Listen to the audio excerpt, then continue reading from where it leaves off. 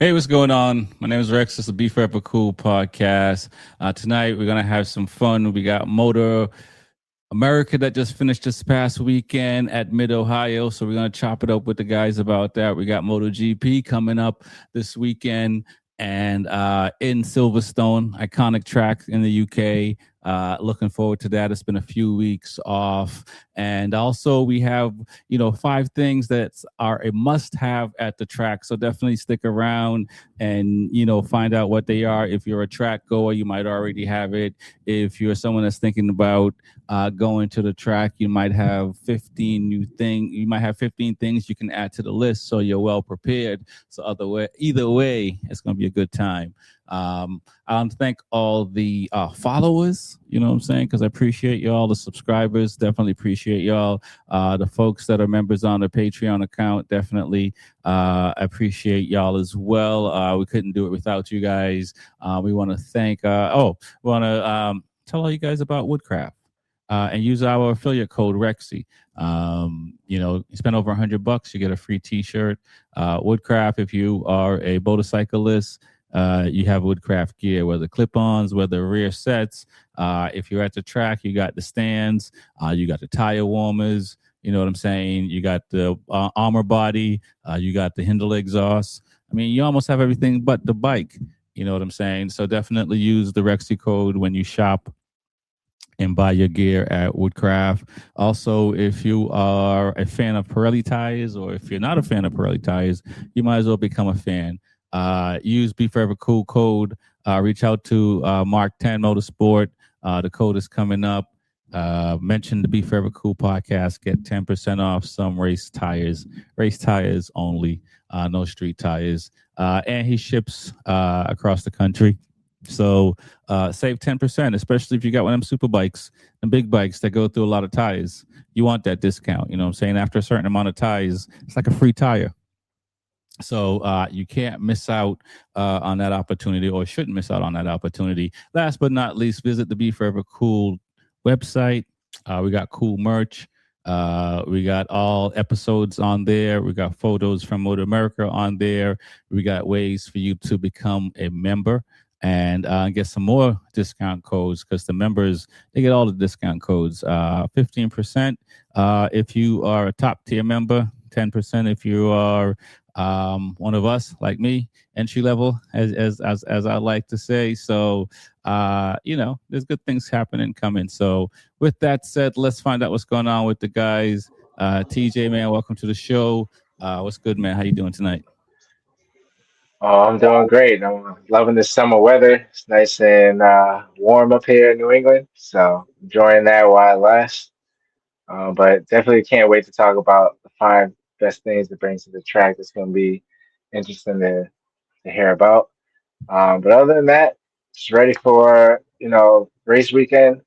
We're at Silverstone. It's actually a pretty nice track. Glad that MotoGP's off of their summer break. Mm-hmm. America had a nice weekend in Mid Ohio. And one thing I do hate is the World Superbike schedule. Yeah. They're all over the place. So yeah, so we'll see them again in September, I guess. But you know, can't wait for this weekend to watch MotoGP. Yeah, nah, I feel you there. I mean, a heat wave is a stretch, but I'll let you have it. I know up that way now. All of a sudden, 95, 90 is a heat wave. That's just Florida. I'll take it. I'll take it. We don't usually get over 100, but once we get our heat wave, it disappears, and then we might as well start seeing the leaves change. Right, So right. No doubt, no doubt. If I can click on these buttons and make them work, I don't know what's happening here. There we go. Tyson, welcome to the show, man. What's going on? What's up, Rexy? I Uh, don't dog our heat waves here too much, all right? It's been pretty cold the last month, at least up here. I'm sure it's a little bit warmer down near Boston where TJ is, but up here it's been pretty chilly. It's been feeling like fall for the last months.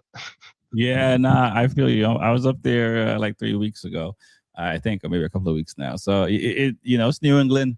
It's nice It's just when unpredictable. to come down here when the heat's just heat, and you just know what to get. But it's living there. When I was living in Boston, you just kind of, it is what it is. But when you can have stretches of good summer weather and you can ride, it would just be outside. It is nice. Like New England, it makes you appreciate life because you don't get sunny days all the time. So when you get them, you just gotta act a fool. You got to enjoy the few ones that we do get. That's for sure. Yeah, no doubt, for real. Because we know it's coming in September, so it is what it is. Guys, man, welcome to the show. Mid Ohio happened, this past weekend. It was a very exciting racing. I know TJ was up. He was on the live.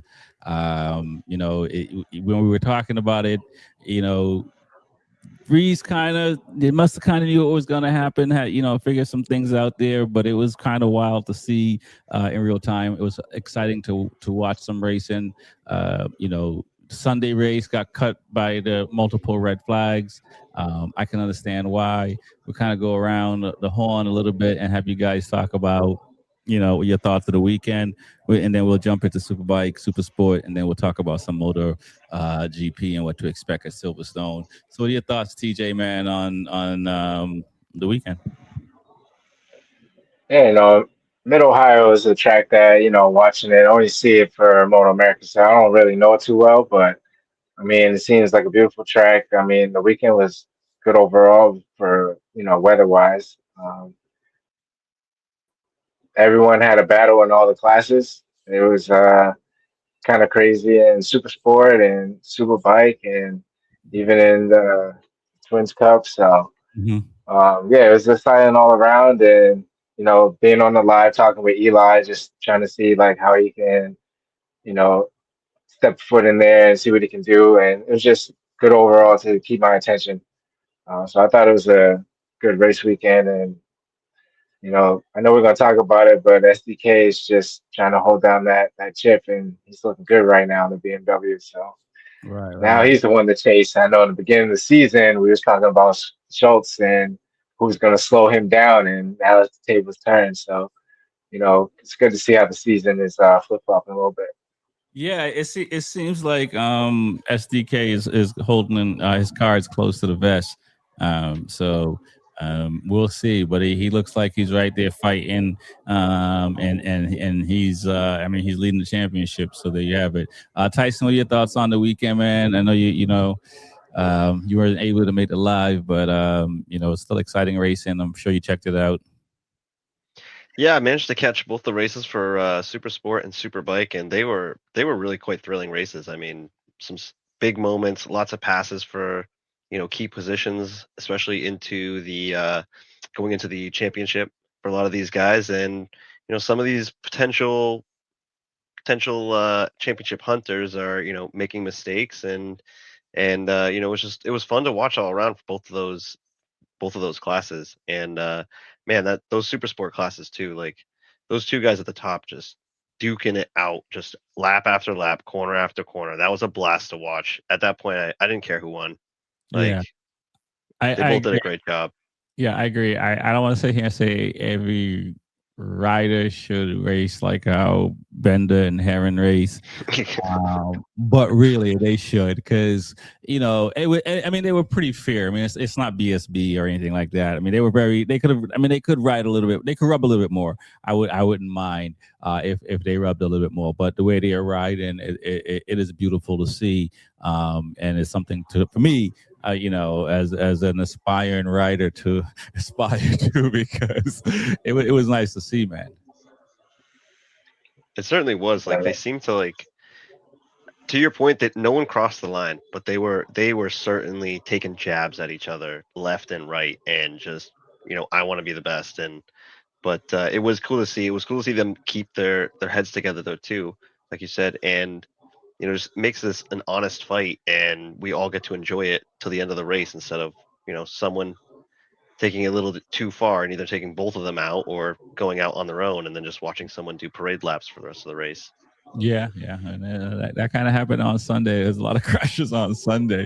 Yeah, let's talk about that. I mean, we'll talk about not necessarily order of importance, but the red flags in the second race in the Superbike. We had 2 red flags. Benjamin Smith chucked it down the road on the start of the race, hit some grass, the bike spit him off. Kept going down the road, red flag, and then I believe the second crash that was red flag was PJ's crash, I believe, and then there was a third red flag, and then they called the race on the third red flag. The race itself was exciting to watch. A lot of folks, Lewis, he's adamant about they should have just had a third restart. What are your thoughts, TJ, on that? And I assume you caught that as well. Yeah, I mean, I was actually surprised that they called a race. I mean, I know we saw what happened in MotoGP. That was like carnage. That there was more riders injured than we expected. This ain't MotoGP. Obviously, they're riding super hard, but there was like solo crashes. The first one was legit, not even lap one. It was like corner two, and obviously it wasn't a big cleanup, but it's a red flag, so you gotta go around and pit, do your thing, and you lose time. Uh, the second one was kind of like halfway point with PJ. He did go onto the racetrack a little bit. I mean, I'm sure there was things to clean up, but after that, I don't think they should have called it. I think should have duked it out. I mean, probably would have been like a 6, 7 lap shootout, I guess. I forget how many laps were left, but to be honest, I think they should have continued it. I mean, I know the rules are rules, but when we saw what happened in MotoGP, and they still continued, like for this to not, it was just like, come on, we've seen much worse. But obviously, we want all the riders to be safe. Yeah, I agree. Yeah, and I think I probably misspoke. It was 2 red flags, not not 3. What are your thoughts, Tyson? I definitely think that first red flag was certainly deserved because that bike came right back onto the track and like the whole pack had to like slow down and like you saw it like Sean Dillon Kelly, I think was it Schultz behind him, but they immediately throw their arms up, back everybody up, and they safely navigated that through. But I feel like at that point, like I don't know, just throw the red flag out and restart it, I guess. But I don't quite remember how did I know PJ went down, but it didn't seem like he was in the way. It just seemed like a normal yellow flag in this sector, and guys just don't do anything stupid through here while we're cleaning this up and just keep going. Right. So these guys are professionals. You know what I mean? Like they should be able to conduct themselves professionally while one of their compatriots are on the ground and potentially a vulnerable position. You know what I mean? Yeah, So I just thought because PJ's bike almost came back onto the track, and Smith's bike was on the track for a bit. I think the optics of it, they took a they and sometimes it's nice to walk away with the wind and to what possibly could have happened, but I think that's the reason why they called it because of the optics of just the crashes that I that's the think worst reason to call it. I think Fong had to check up when PJ went down. So but to your point, but continue. Sorry. Well, I mean that's just racing though. Like people crash. Like what are the optics? Like they're professionals. You know what I mean? Like we go club racing and stuff like that happens. Like it annoys me, but like I'm like we are not professional. A lot of these people are very inexperienced. Like okay, be a little bit more happy throwing out that red flag and get people to stop and that sort of deal. But like these guys they've been racing since they were 5, 6 years old, 7 years old. Like they know how to conduct themselves. So like why are we treating them like children to a degree? And like if I was in first, like I personally would be pissed if it was red flagged. And I like sure, do I like the win? I'll take the win. But like to me, I wouldn't feel like that was an honest win.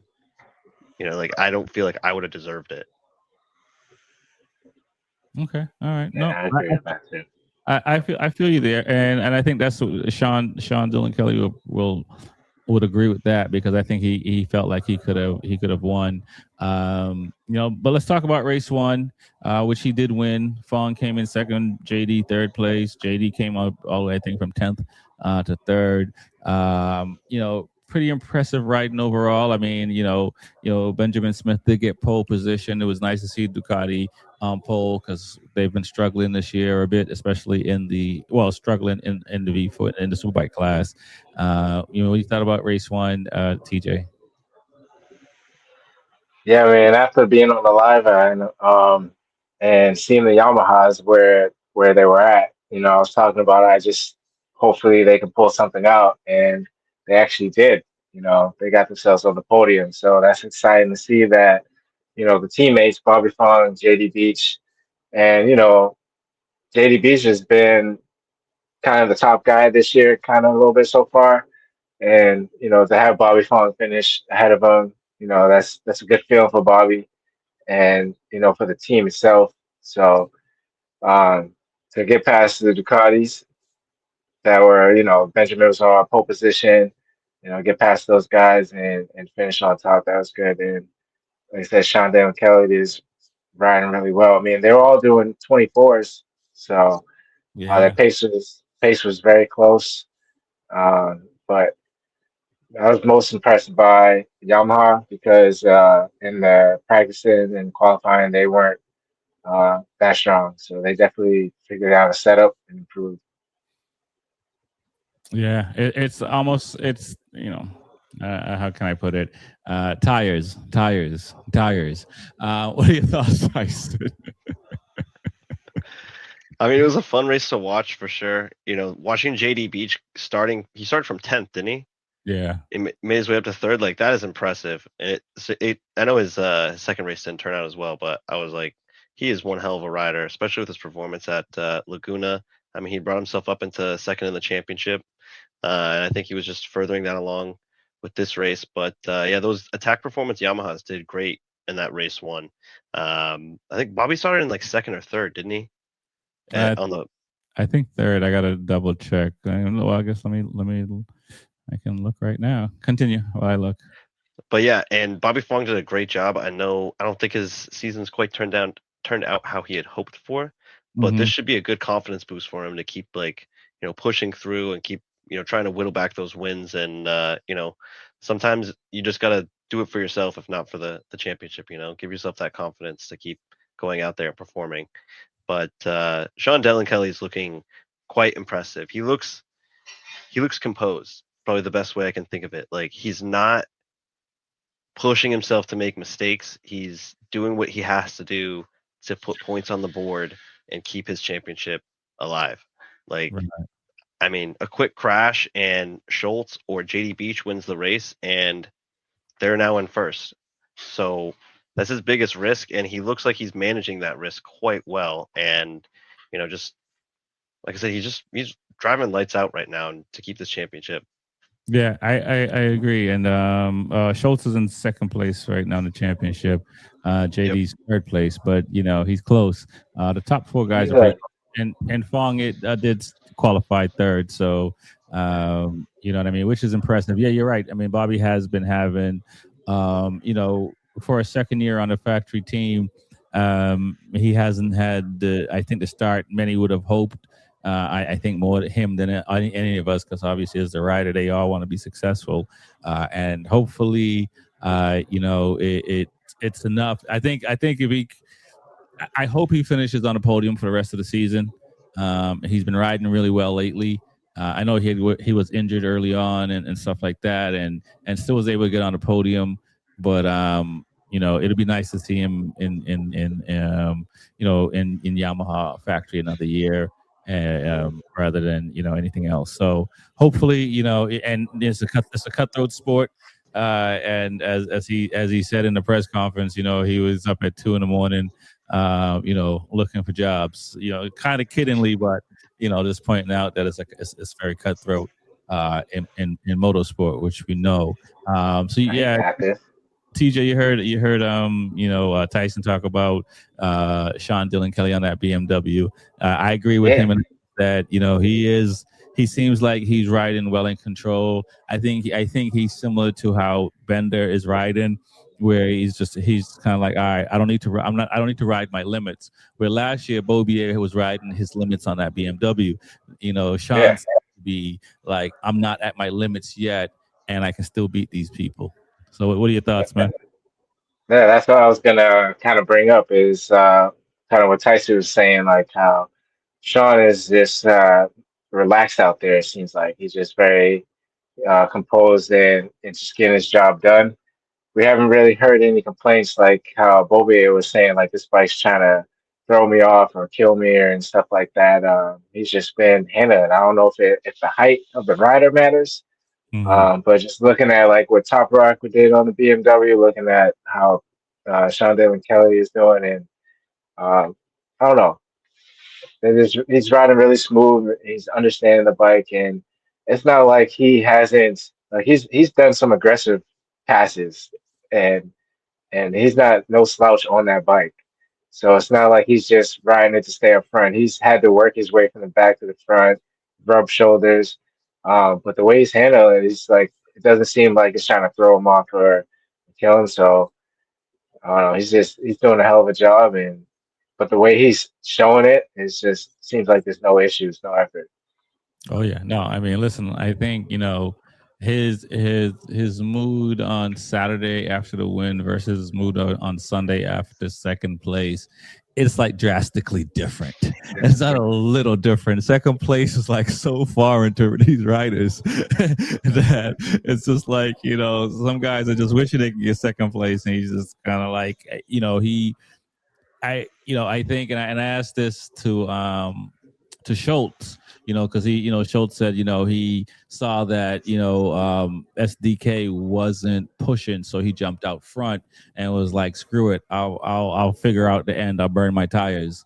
And that decision, obviously he didn't know a red flag was coming, is a thing that made him, win the race. If SDK was pushing, and the red flag came out, you know what I'm saying? SDK would have won the race. So, three out of Fong, JD, not JD. I mean, I forget who. I forget who. I don't know if it was Bass or Lawrence Bass or whoever, but those riders were taking their time, so to speak. And if they didn't, the outcome would have been different. So, and he was just like, I was just put my trust in the brakes, and he was just going to fight it out with Sean Dillon Kelly in the brakes, but he got the red flag. So it's just some of that just comes down to riders' decisions in laps, right? Because that if he did the same thing, story would be different, and SDK would have been in first place in both races. So great to see. Let's talk about the we're going to talk about the 5 things that is a must-have at the track, but let's talk about the super sport class, and what Darren Bender and Heron, also Hayes, and Kayla as well. Blake is up there. I think there's some riders now that are running really well. I like the Superbike race. I thought it was pretty crazy to see. What are your thoughts, TJ, on the Super Sport? Man, seeing Josh Hayes up there at 51, that's pretty impressive. I look at that as just like, me still riding, like, yeah, if he can do it, I can do it. I mean, obviously I'm not professionally riding, but just being on a bike in general.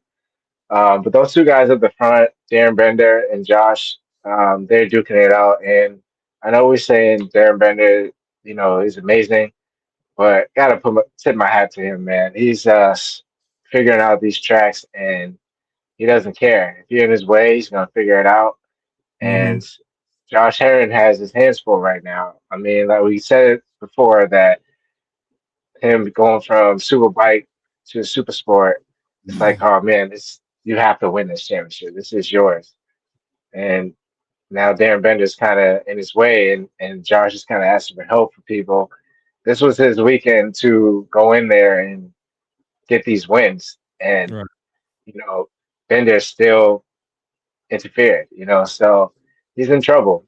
It is good to see his pace. Like I agree with you said that these other riders need to kind of keep pace a little bit. We've seen that a little bit from Kayla, Josh Hayes and a little bit of Tyler Scott.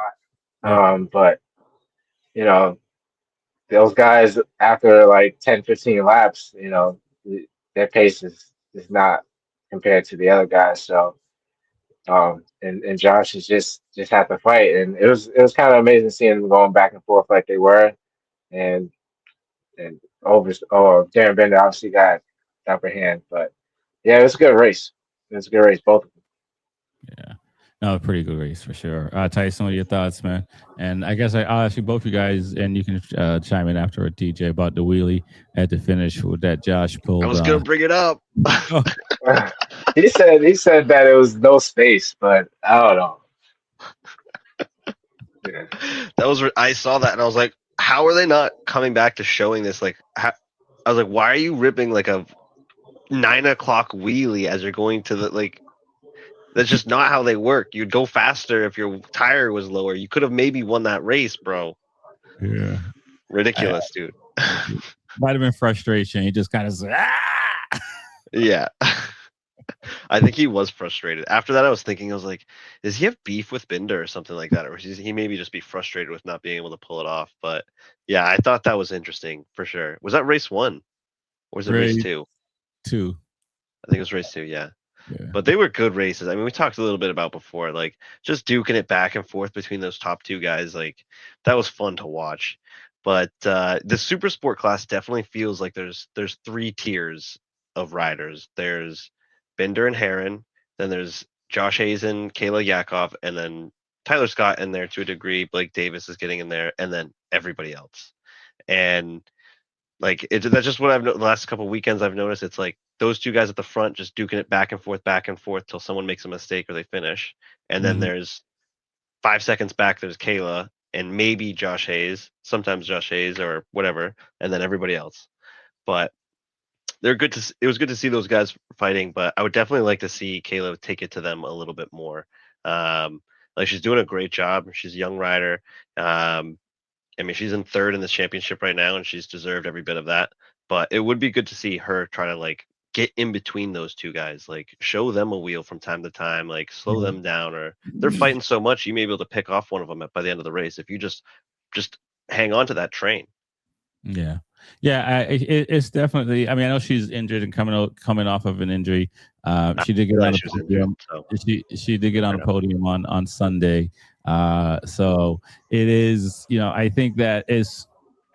As she says, she didn't say she. Well, she pointed out how the type of rider Heron is, the experience he has, world, Moto America titles, AMA titles, Darren Bender MotoGP. And so on one hand, she is like, it's pretty dope to be riding close to these guys. But on the other hand, from a competitive perspective, she still wants to be in front of them and find a way to be in front of them. So, I mean, as human beings, I don't think we got to take time and kind of look and take like, what, I'm really that close behind these people. So let me take solace in that and not necessarily saying like you're taking your foot off the gas. It's just giving yourself an appreciation to say, yo, I'm really close to these guys, and this is where and that's their resume. So I'm gonna get there. You know what I mean? And she's gonna get there because she's 19. You know what I'm saying? And they have a lot more experience than she does. Go ahead. I mean, Did you see her race too? Did you see her race too though? So race 2, she took off. She was leading that package. She was trying. She was trying. I got some. Darren Bender got past Josh Heron to take 2nd, and then he dive bombed her in a corner and took that spot away from her after she was trying so hard. Yeah. When that happened, Josh Heron went by, Josh Hayes went by, like that one incident, tough spot. just bullied her. So to your case, Tyson, she is trying to give it to them. It's just she's just got to give a little more. Like you just see that she has to give exactly what Bender did. Yeah. To her, she's gonna have to ride the same way. Definitely got bullied there. Yeah. So I felt bad, but it's racing. It was clean. But yeah, I'm trying to see when she can get her first win. She's trying. So Yeah, That's part and of the learning though too. Someone dive yeah, bombs you like that, you're like, well, I guess I'm gonna have to hug that corner a little bit closer so they have no room to dive bomb me, and good luck going around the outside, kind right. of deal. and So, and, it, and and it, go ahead. I was just gonna say it's all a learning experience. That's all. it Yeah, is. and it's tough when they're all on the same machine. So Yeah. they all ride the bikes are pretty much the same bikes, and so you have to do things like that to get the upper hand. You know what I mean? You're not gonna have one of the ducks just pull away from the other. So that's not gonna happen. So somebody got to make a mistake as well. And the Twins Cup, the Talent Cup. I mean, the overall weekend, the hooligans class and the bagger class. I mean, it was some really good racing this weekend as a fan to watch and take in and see as well. But let's move over to MotoGP, guys. We got MotoGP in Silverstone.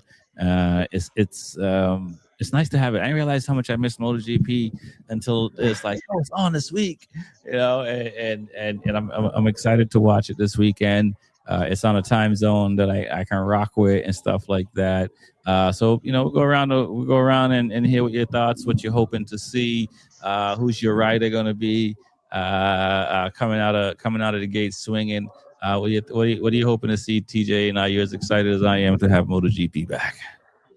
Oh man, I'm definitely excited to have MotoGP back and seeing all the classes and all the practices. Just the camaraderie and the conversations. Just Silverstone was a nice track, and for MotoGP's sake, just seeing how Mark Marquez comes out of this. We know that he was 100 plus points down a couple rounds ago, and now he is very close to, being on top. So there's a lot of riders trying to hold their spot in the championship, trying to see what Bezecchi's going to do after being injured and basically kind of throwing his season away.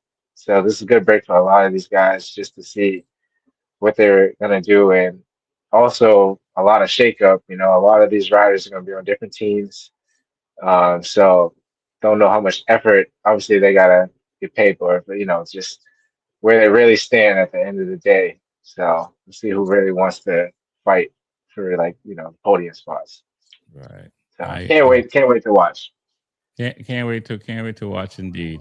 How about yourself, Tyson? Man, you excited? You're calling in sick. Maybe not calling in sick, but I'm stoked. I have precious vacation time and it is already allocated.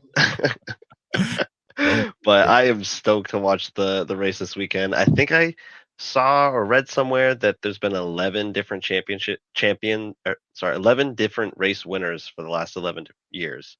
Oh, wow. So that would be crazy to see, like someone brand new, someone else to win it again, someone out of nowhere. But I'm excited to have racing back again. I'm excited to see how this championship shakes out. I'm excited to see if anyone sort of worked on anything or figure some stuff out over the summer break, and they can put it all together for fresh start to the season and just hit the ground running. As TJ said, like I'd love to see what Mark Marquez can do, and if he can pull this championship off, which I hope he does.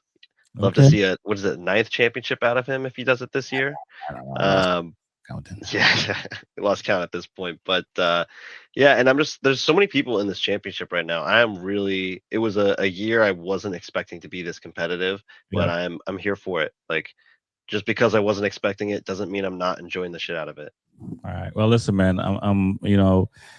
We didn't plan it, but it's a perfect segue because the next question is, between 1 through 8, there's 65 points from number 8 to 1. Bagnaia was down 93 and came back. Mark was down a bunch of points before the summer break, and now is in third place. I mean, this season, from Bagnaia to Martin in the championship, I guess I should list all of them: Bagnaia, Costa, Fernandez, De Antonio, Bezecchi, Marquez, Lagura, and Martin. All these 8 guys starting Friday could win the championship if the stars aligned. Am I crazy in this in seeing what I'm seeing? Is this too ridiculous? Is it really just should be Marquez and one other rider? What are your thoughts, TJ? I mean, this is what fans want to see, especially if you're fans of a lot of these riders. So, in the past, it never came down to the last race, except for like when it was Pecco and Martin a few years ago. So it's usually like, two races before we already know the champion. And even with that being said, it's only usually two people fighting for the championship. Right. So knowing that you have a caliber of riders that are all great riders, all have a chance. And after the summer break, like, how we always say the season's early. Like, I don't know what you say when you come back now. Like, the season's Yeah. on fire as soon as you come back in. Like, it's like you have to do everything you can. You have to go as hard as you can. There's no excuses at all from here until the end of the season because it's so tight. And I was just excited, yeah, that it's back and what they can do. And yeah, anyone can win this. If someone makes a mistake or someone has a DNF, like it's gonna keep going up and down. And when that happens and you're behind, try harder and more mistakes can happen. So your focus level has to be higher. So their attention span's got to be 110 plus percent Right. for the rest of the season because it's tight. Yeah, I agree that it is. Tyson, man, I mean, 8 riders. Who are the who are the top 4 likely out of the top 8 to pull this off, and why? I mean, number one, obviously, the man, the myth, the legend, Mark Marquez. Right. Like, All right. if we all had to put some actual cash down, I said both of you, TJ, Rexy, all you got to put $1,000 down on a rider. Jamaican money. Which American dollary dues. All right. I know exactly who you're all putting that money on, and we're all doing it on Marquez. Right. But Fair. to everyone's point, it is absolutely possible. I think Mark, Jorge, Fabio, maybe, and Iagura. Like, I think at this point in the championship, they're probably the most likely. But man, I just don't know what's up with Betseki. I have no idea where he is at this point. Like, when he comes back, like, he could be nowhere and he could come out just fresh out of the gate and dominating again. But it's up in the air. I mean, he's been out for basically 4 straight weeks, 4 Right. straight weekends, and basically, and he just 5 weekends ago we thought he had this whole championship on a lock, and it was his, Right. I unless agree. Mark could figure something out. So yeah, I think the guys, 6 to 8 probably have a 1% chance at winning it realistically, but there's still that chance. But the rest of the guys above them, I think any of them could win it. Oh, Really. come on, man. Listen, man. Look, former champions have the better chance than no champions at all. They I mean, they isn't that are just a confirmation Bagnaia, bias? There's Martin, only one. Bagnaia, Martin, Marquez, Mark Marquez.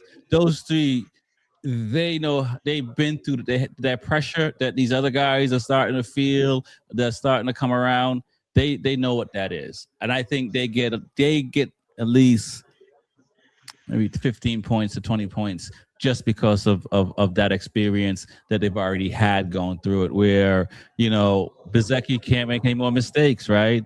Digia can't make any mistakes. Fernandez and Agura can't make any mistakes, but they've never been there before. So, you know what I mean? Somebody got to be smoking some of that good to keep the nerves calm. Now, what are your thoughts, TJ? Yeah, I mean it's tight. I mean, like I said, like Tyson said, 6 through 8, Pecco, uh, in 8th position. He's gonna have to be on the podium for like the next 3-4 rounds. Like not third place. He needs to be first or second. Right, but he has been faster at the last rounds before the break. I mean, he's been, getting up there, He, so it's he is possible. known to turn it up. He's known to turn it up second half of the season. Oh, We've seen him do it to Fabio. he's known to have better performances. Last year, I think was No, like Mark Marquez did something to him.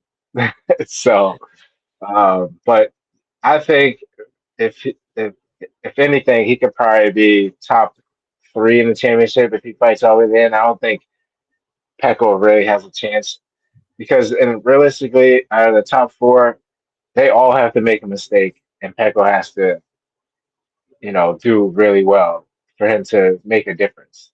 right. So okay. Um, so, So you so I believe? don't think he's really gonna to make it catch up. In the standings right now, he is eighth in the championship, so he could probably get to like top five or third if he's exceptional. You But see? all these other guys, like you're saying, like they have the experience, like Martin, Marquez, like all these other guys, like Angora, Well, I Dish agree. Turner. They don't have the experience, so Yeah. they need 100% focus, and they can't make any mistakes. So you're trying to say Pecco can't beat these guys straight up? They have to make a mistake. Pretty much. I mean, we've seen it. Crickets. The Purdy has been dominant this year. Even Mark's been. It's been hard for him to catch up to them. So yeah, I don't think Pecco is gonna like. Yeah, no, Okay. I don't think. I know his experience is there, but I think he's ready to jump on and Purdy in 2027. All right. All right. Tyson, did I change your mind with Bagnaia and that is still No. for your boys and Marquez? I mean, I don't have much to add to what TJ just said about Pecco, but barring Jorge doing some dumbass move and taking out Mark, Betseki, and Raul for like 3 or 4 races, he has no chance. Like, okay, so Jorge crashes 1 or 2 races. Well, there's still Mark, Betseki, and Fabio. So you have to have so many cumulative crashes for him to get all of those points back. I just don't think it's possible. This dude can Like beat Mark, these guys straight up. What are you talking about? well, not this year. I mean, he's had what 10 opportunities so far. Hasn't won. He's won 1 sprint. I'm Yeah, but pretty sure that's what he's won. he's like, listen, he's like, man, I was down 93 and came back and won. So what's 65? I just don't know. I fighting haven't seen against enough one out of him. rider. Yeah, fighting against 7 other Fair riders enough, fair enough. is like I don't think he could do it. But Pedro, like I think Pedro has the talent and the skill to do it. But I think that KTM is just dog. Like that equipment is not getting him a championship this year. Like I- no matter how much he could sell his soul to the devil and he still couldn't do it. Right. So Like so by the end of this weekend, Bagnaia will be in front of Acosta in points due to the KTM. probably. So It he's wouldn't already shock me. played. there goes one. Yeah. He's moving up. I think we can safely say Pecco will at least have 7th in the championship. Without a doubt. He has 7th on lock. Anything higher than that is, whatever his achievement that he wants to do this year. But yeah, I think again we'll see. I mean, that's the beautiful thing about the sport is that we'll get a chance to see. But let's talk about Digia, and Bez, right? And even Fernandez. Fernandez just came out. He got a 2-year deal with Trackhouse. I should have put money with against Lewis because I many times at the beginning of the season I'm like, you sure this dude can't do nothing to save his job? No. And the man saved his job. So, what I say is anything is possible, to quote the great Kevin Garnett. So Bagnaia, he might be able to pull it off. Let's talk about Digia and Fernandez, though, and Bez, because, they're doing. I mean, I'll put Agura in there, but Agura is cool. So I think he's in second place in the championship and moving up. So I mean, these 3 guys, they got a lot to lose if they don't get it together. No. Yeah, man. Digi's been good. Like, he's been really solid. He can get a pole. He can be on front row. I think that his starts is not as good as a lot of the riders, and that hurts him a little bit, in my opinion. So sometimes, like, he'll have a pole or front row, and then going into turn one, he's in fifth or seventh. It's just like what just happened. Right. his pace throughout the race is really good. It's just once you're in the back of the pack, trying to catch up, you have to have that mental side of you, like, all right, I gotta save some tires. You can't hope for a red flag like, some other races. But, I think that he just has to keep doing what he's been doing and just try to stay front row. So I mean, he's capable. He's been showing it. These Aprillas has kind of been in the way, so they've been doing really well. So he's fighting with really good riders and better manufacturer right now as well. Gotcha. Tyson, man, what are your thoughts, man, on Bez? I know you touched on him a little bit, but Digi and Fernandez, they gotta do something special this weekend. I think Fernandez, like we're talking about pressure and stuff like that. I think those Trackhouse boys have like very little pressure this year.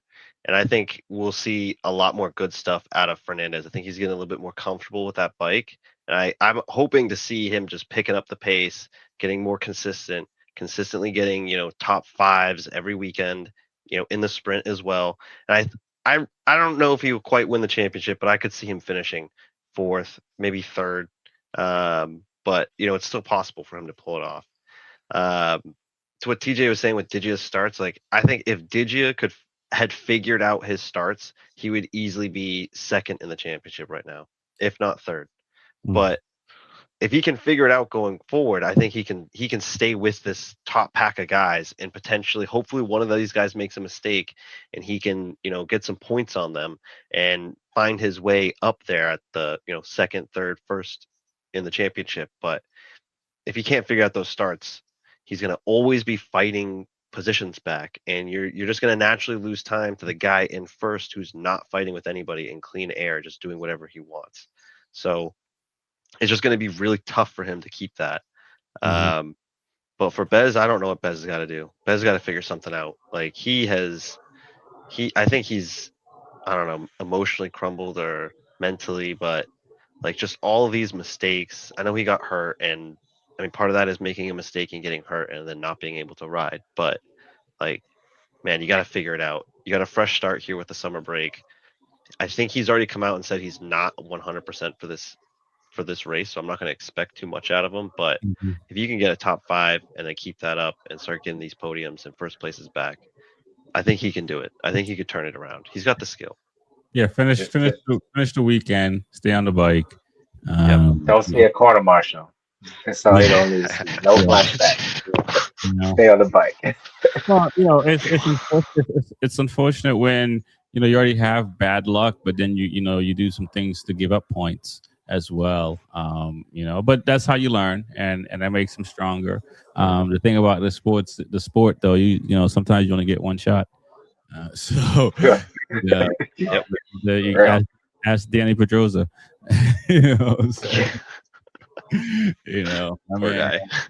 For real, he should get an honorary one because I mean it was tough on. They were tougher with him. Speaking of tough guys, let's before we get out of here, let's talk about the 5 things that's a must-have for everyone. It might be a little bit different. I think the biggest thing about going to the track is making sure you're comfortable. If you're comfortable, you generally are gonna ride well. You're generally gonna feel good, and you're generally gonna have a good time. Is what I can say from going to the track, because when sometimes you don't have what you want or need or whatever, you're not riding the same. You're on a track, you're thinking about what not being comfortable. I mean, the riding, as they say, 90% is between your ears, and so it's easy to get out there and ride stiff. So TJ, what do you got? What are the 5 things that's a must have for you? Going to the track, and don't say a bike, because that's obviously the must. I mean, if we want to list 5 things, one thing is you need a tire pressure gauge, or not gauge, but something to pump air. I mean, going to the track, you check your tire pressures constantly. You add air, take away air, so tire pressure gauge. Definitely, you need to have some electrical stuff like extension cords.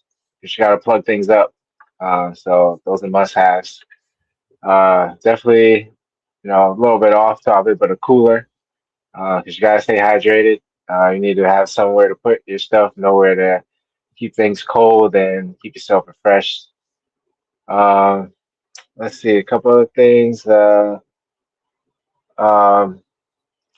yeah, obviously, gotta have all your gear. I know we talk about gear a lot, but you can't ride without gear. So make sure all your gear is intact. Like you gotta have everything, in back in, protector, the in whole the truck. setup. In the truck. Make sure it's in the And truck and not at home. yeah, in the truck, in a bag, in a truck, so you don't forget anything because you need every piece to that. And let's see, last but not least, what you need to bring to the track. I was there to say maybe a helping hand if you can. Helping hand for sure goes a long way. Setting up tents and pulling bikes off yourself, like you want to save energy at the end of the day. So if you have a buddy with you, if y'all both going together, or if you have someone that can help you, that definitely is a lifesaver. Yeah, I agreed. I didn't even think of that last one, but you're absolutely right. Having someone with you, just to vent, being you're, Yeah, you're at a race, they just listen. for uh, real. Tyson, man, what are the five must things you must have going to the track? I've definitely got a couple similar ones as TJ, but for sure, number one, make sure everything that comes before number one is in the car and it goes with you to where you're going. That's absolutely right there. Yeah. But to be serious, honorary mention. I know TJ brought it up. Is definitely going to be like electrical stuff and tire warmers. Like for me, that's really all you need electricity for is your tire warmers. And I think I really like to have them. I like not having to worry about my tires and just you put the blankets on, you go out there, you have fun, you come back, you put them on, and you don't even have to think about are my tires warm, am I pushing too much, whatever, why did I crash, that kind of thing. But you don't have to have them, so it's kind of like so I'm like it's an honorary mention. But for me, it's being comfortable. That's the biggest thing. Like every time I go to the track, like I don't generally like to ride in the rain. I have more fun in the dry. Like I will ride in the rain, but so I usually try to avoid those days. But you're usually out in the middle of a parking lot or a field somewhere where you're getting blasted by the sun and it's hot outside and you're in a full body condom and it you sweat. And so like staying out of the elements, having a nice place to sit, so like bringing an awning, like I know that's definitely not necessary, but like there is a big difference between having a covered area Mm. and not being covered. Oh yeah. Like especially if it's like 90 degrees outside, 95, 100 degrees and you're out racing and then you come back and like you have no reprieve at all. Like it is miserable. Been there, done that. Uh Somewhere to sit, bring a chair. Like, if you're driving in your car, sometimes it's nice to just sit in the car or whatever, but like I find it's easier just sit under the awning in a chair, relax, take the top half of your suit off, just take a load off and not do something for like 10, 15 minutes, 30 minutes after you get off the bike and just like oof. Third, definitely water, hydration, cooler if that works for you, but just something to drink, something to keep fluids in you. You're gonna sweat a lot, and you do not want to be having some sort of heat-related issues while you are operating a motor vehicle at deadly speeds. Mhm. So let's not do that, kids. But definitely water. Um, other things, tire pressure gauge and a tire pressure like pump, like an electric one. I always just steal my dad's. So if your dads are cool and they've got spare tools around, steal them from them. What's his is mine and what's mine is mine. So that's how it Yeah. works around here. But I just got one. It just takes like a what is it? Like a drill battery. You put it in there, Yeah. Mhm. put it on the bike, pump her up. Always have like an analog or digital, like actual wired gauge to check the pressure. But yeah, I think those are my. I don't know, was that five? There's a couple of Might, things, but might have been You got five. one more. do I have one more? Oh boy, one Mhm. more. Oh, I'll have to go with a helping hand. There's nothing like a helping hand. Yeah, Like I'm gonna steal that one from you, TJ. Like, oh that's man, fine. if you guys didn't need another reason to get like married or find a girlfriend or whatever, like there's another one right there. Spouse of some kind, free Yeah. labor. That's the reason right there. Free labor. No, that's pretty good. I Right. think I have similar. I guess I would say fan. Neither when you guys said a fan, but having a fan helps. Regardless if it's a ginormous one that you can keep the whole paddock cool, or just a wireless battery operated joint that you can have on yourself. If you got your gear on and it's hot out, and you can just stay a little bit cool. Exactly. You know what I'm saying? Glass cleaner, because you're cleaning your visor a lot, so and your windshield. So I think glass cleaner is another thing to have. Work gloves. Very important to have work gloves. If you're going through tires and you got to make changes or anything like that, there's a big difference between having no gloves and gloves, and what I'll come home from a weekend of being at the track, and you would think I was in a hole trying to dig out with my hands. It's like I was laughing to myself because I do the same thing. Like I always forget my gloves, and I literally Always. look like I was in a coal mine somewhere. Yeah. Yeah, you know what I mean? So definitely gloves. And you guys touched on and obviously on end of sorts and covering of sorts. That you're right. I mean, I've done it. I think most of us started a similar way. You show up with a friend to the track, open trailer, back of your pickup, sleep in your pickup kind of thing, and everybody just kind of as life goes on, you gradually get more and a little bit better amenities as you get to the track and stuff like that. But having some type of cover is always good. You might do 6 races in a weekend, or 12 races in a weekend, or 2 races in a weekend, but having a comfortable chair, not just a chair, a comfortable chair makes a world of difference. Because Saturday is one thing, Sunday's different after you've been racing all day Saturday, and you got to around till 4 o'clock for your race, because your race is at the end of the day. You know what I'm saying? I think those are some cool things to have at the track. Obviously, a good attitude. And it's not something that you have to bring, but we always say this on the show, read the rule books. It's always good to be prepared, whatever race organization or track day organization you go to, just read the rule books so you know what you can do, what you can't do. And it makes life a lot easier, because then you won't show up and you can't ride because you didn't do something that you had to do in the rule book. And that's the worst thing. I think we got everything covered, guys. Everyone should be ready to go to the track. All episodes are on beforevercool.com. So just go to beforevercool.com. Check us out. My name is Rex45. I want to thank TJ with 2 Wheels and Coffee. I want to thank Tyson from New Hampshire. Peace.